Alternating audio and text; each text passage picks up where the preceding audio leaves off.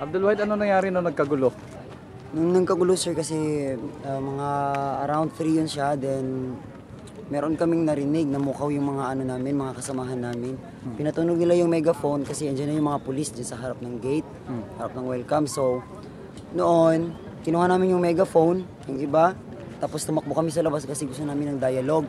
Yun yung gusto namin. Kasama ko si ito ang kasama ko na isa, si yung chairman ng marshal namin na students, yung isang babae, yun siya, si Norsida, at saka yung si Sir, yung Vice President Unipad.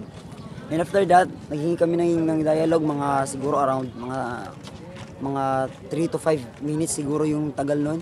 And after that, nang hindi namin kaya kasi naga-forward pa rin sila, yung mga pulisya, ay pumasok na kami kasi ayaw talaga. Then pinapatunog nila yung kanilang hawak na pamalo at saka yung kanilang shield.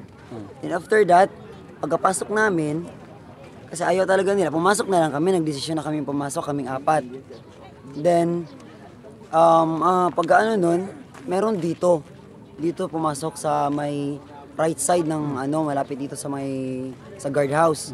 So diyan sila pumasok, yun sila full, gear. Then, may mga shield sila, may mga batuta din. Then, doon kami nabigla. Kasi, doon nag-start yung gulo talaga. So, after that, sumulong sila kasi mga parents namin, nasa likod lang namin. Kasi diyan kami, sa may gate banda. So, pagkabigla namin, yung mga parent, nasa likod lang namin, sila yung sumulong. So, pinalo nila yung mga parent, wala silang magawa.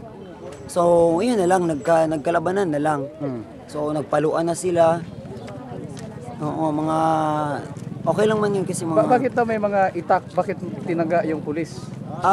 Yun po is, kasi syempre, yun sir, ginagamit kasi namin yung itak noon na pangluto namin, pangluto kasi yun, pangsibak ng mga kahoy. So, syempre, ikaw na, alam mo,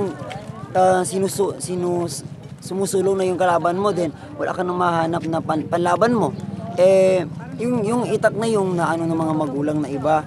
So, yun po yung nangyari na then after that sir, hinanap ko yung camera kasi kunin ko ng picture sana.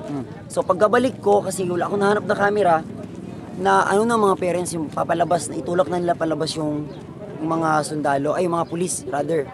Yung pagkatulak nila, nailabas na kasi gumamit sila ng mahabang kawayan, mahabang kahoy na para maitulak palabas.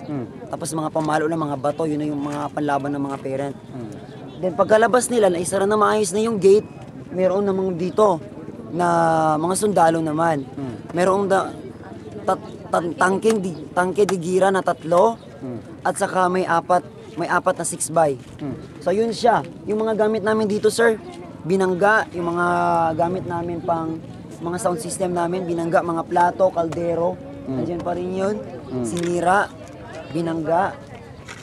At saka mga tarpaulin namin dito. At saka yung upuan dito sir, upuan dito na nailagay dyan. Na kami naman, we're asking for dialogue again, but never nila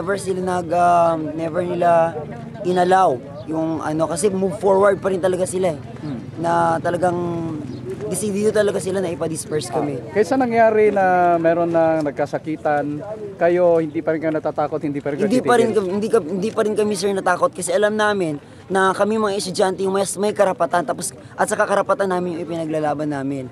So magpapatuloy yung rally nyo? Patuloy yun sir, patuloy talaga ito sir hanggat hindi pa yung mababa ang presidente, at saka patuloy din namin isasarado ang gate hanggat hindi bumababa ang presidente. Yan yung oust na namin talaga sir.